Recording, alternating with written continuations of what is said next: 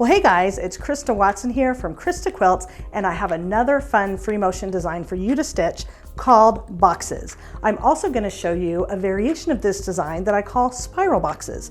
Now, both of these designs can be found in my book, 99 Machine Quilting Designs. And in fact, in the book, for every design I have, you can see a photo, a detailed description, and a diagram to help you out. It's a really great reference. So for today's demonstration, I'm going to draw out the designs and then I'm going to sketch them on a practice sample. So you can grab materials to join me. All you need is a sketchbook and maybe a pen or a pencil or just scraps of paper, and grab a couple of squares of fabric with batting in between. Try out different threads, try out different combinations, see what you like and really make it your own. At the end of the video, I'm going to talk to you a little bit more about the quilt behind me. So let's get to it.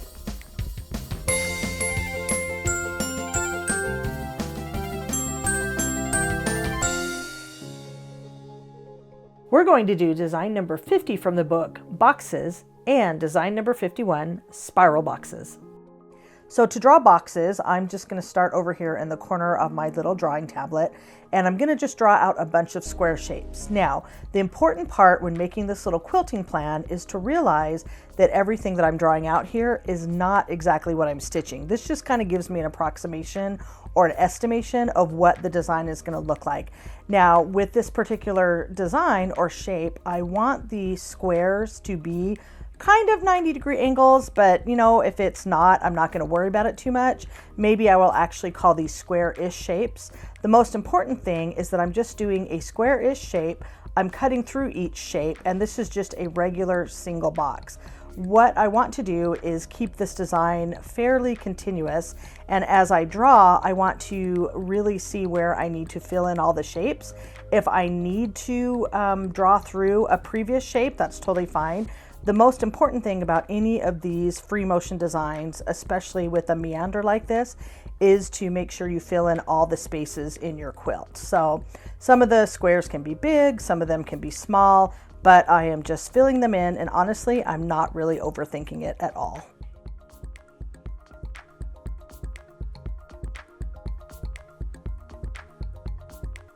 Now that I am stitching out my boxes design that I just drew, let me share a couple little tips with you. This is going to make it a little bit easier when you're doing this on your own quilts. So first of all, I always start off with a practice sample. This allows me to warm up and kind of figure out what the design is going to look like. Then I'm going to take the sample and do it on a real quilt.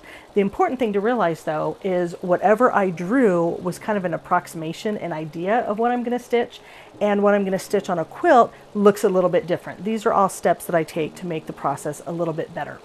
You'll notice that I am stitching with a specialty free motion foot where the feed dogs are dropped so I can stitch in any direction, and I have an open toe so I can see what I'm doing.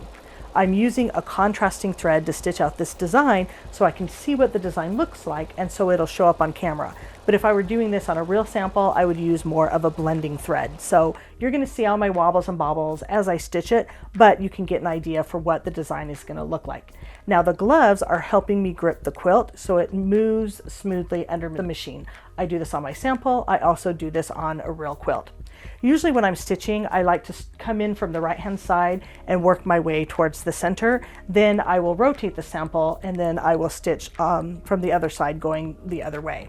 It works out. However you want to do it is totally fine. The important thing is that you want to fill in all the areas. Now, as I come in for a close-up, I want you to really see the detail of this design. As you're stitching, be very careful about your fingers. You don't want them getting in the way. And when I'm doing a design like this where I'm filling in all the spaces, I might need to use my fingertips around the edges to hold onto the sample, but I might not have room for both of my hands, and that's totally fine. To get more square shapes, you can briefly pause or stop at the corners with your needle in the down position and just take a little tiny extra little stitch there, or just pause for a second. That's going to help make your squares a little bit more pointy and look good. But you know what? If you get imperfect shapes or crushed boxes, that's totally okay. It's still going to look good.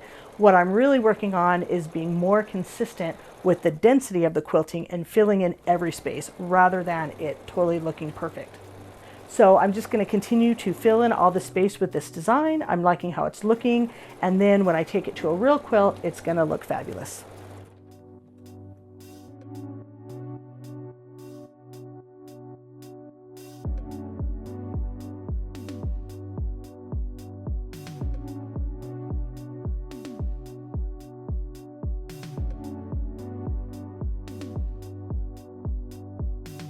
Here's a full view of my practice piece. As you can see, the boxes aren't perfectly square, but they still look pretty good.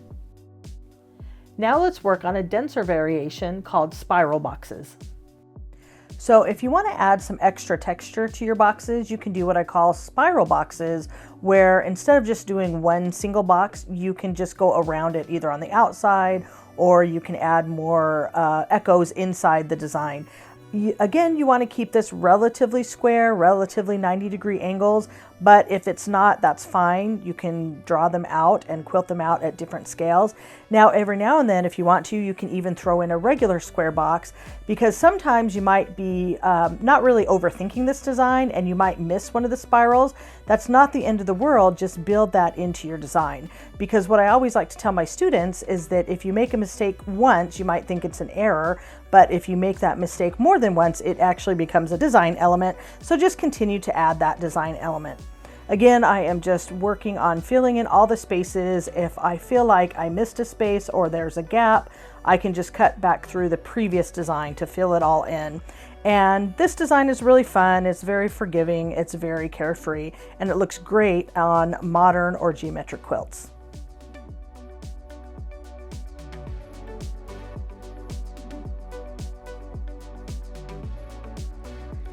Now, if you'd like a fun variation with these boxes, you can quilt out spiral boxes.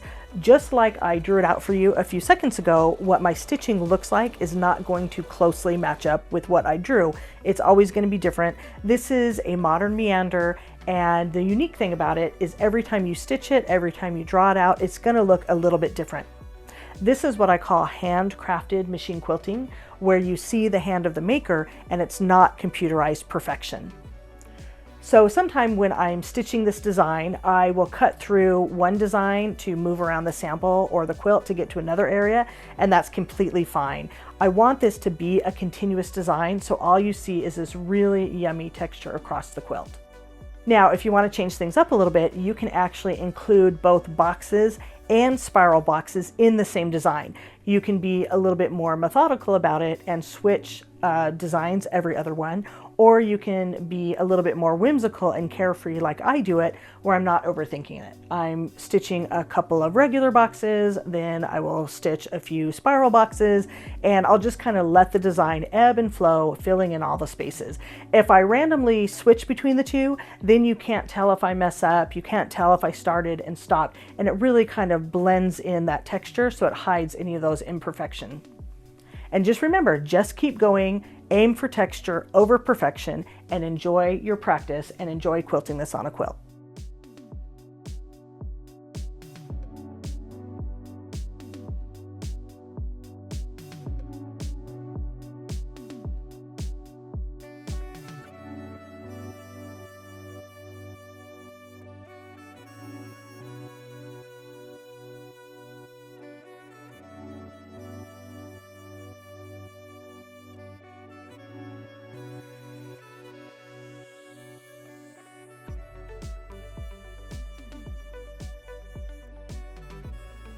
Here's my finished sample of spiral boxes. You can make your boxes bigger if you want to finish a quilt more quickly. And that's how I quilted boxes and spiral boxes. Now, the quilt behind me is called Terrace tiles. It's actually one of my paid patterns that I released, and I've made it several different times. I made this version with fat quarters of my Stitchy fabric collection, and I quilted it mainly with that spiral boxes design, but I threw in a few random boxes just for fun. Now, when I quilted it, I used 50 weight cotton thread from Aurifil in a variegated color that matched the fabrics. It's a really fun design to do, and I love this boxes design so much, I've actually done it on more than one quilt. You can now take a look at my rainbow taffy pattern. This is actually a free pattern, and I used the regular boxes. They were all the plain squares. Now, the fun thing about this quilt is I actually quilted it with a lime green cotton thread, because you never know when lime green is going to actually act as a neutral against all the fun bright colors. So if you want to grab the free pattern, plus some bonus tips and tricks and a really good introductory video to machine quilting, be sure to check out the description box. I sure hope you're enjoying this video. I'll see you in the next one.